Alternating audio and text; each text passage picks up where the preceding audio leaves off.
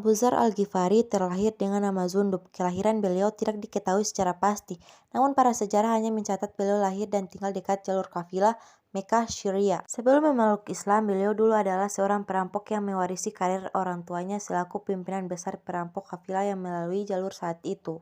Hidupnya penuh dengan kejahatan dan kekerasan, siapapun di tanah Arab masa itu tahu.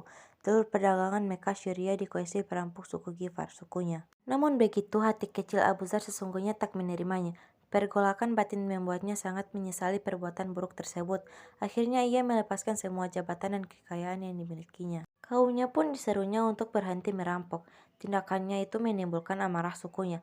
Abu Dzar akhirnya hijrah ke Najd bersama ibu dan saudara laki-lakinya, Anis, dan menetap di kediaman pamannya. Setelah Abu Dzar kembali dan menetap dekat Makkah, beliau mendengar kabar dari Aris tentang kehadiran Rasulullah Shallallahu Alaihi Wasallam dengan ajaran Islam dan beliau pun segera menemui Rasulullah. Melihat ajarannya yang sejalan dengan sikap hidupnya selama ini, akhirnya beliau memutuskan untuk masuk Islam. Tanpa ragu-ragu, beliau memproklamirkan keislamannya di depan Ka'bah saat semua orang masih merahasiakannya karena khawatir akan akibatnya.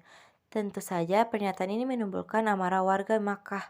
Beliau pun dipukuli dan hampir saja terbunuh bila Abbas, paman Rasulullah, tidak melerai dan mengingatkan warga Makkah tersebut. Sejak saat itu, Abu Dzar menghabiskan hari-harinya untuk mencapai kejayaan Islam. Tugas pertama yang diembankan Rasul di pundaknya adalah mengajarkan Islam di kalangan sukunya.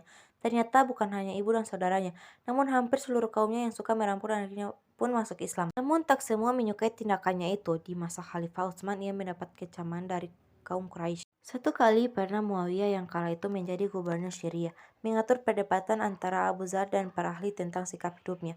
Tujuannya agar Abu Dzar membolehkan umat menumpuk kekayaannya, namun usaha itu tak menggoyahkan keteguhan pandangannya.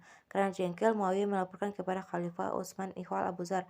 Khalifah segera memanggil Abu Dzar. Memenuhi panggilan Khalifah, Abu Dzar mendapat sambutan hangat di Madinah, namun ia pun tak kerasan tinggal di kota Nabi tersebut, karena orang-orang kaya di kota itu pun tak menyukai seruannya untuk meratakan kekayaannya. Akhirnya Utsman meminta Abu Dzar meninggalkan Madinah dan tinggal di Rabza, sebuah kampung kecil di jalur jalan kafilah Irak-Madinah. Dan Abu Dzar Al-Ghifari wafat di Rabza, sebuah kampung kecil di jalur jalan kafilah Irak, pada Madinah 8 Zulhijjah 34 Hijriah. Terima kasih. Wassalamualaikum warahmatullahi wabarakatuh.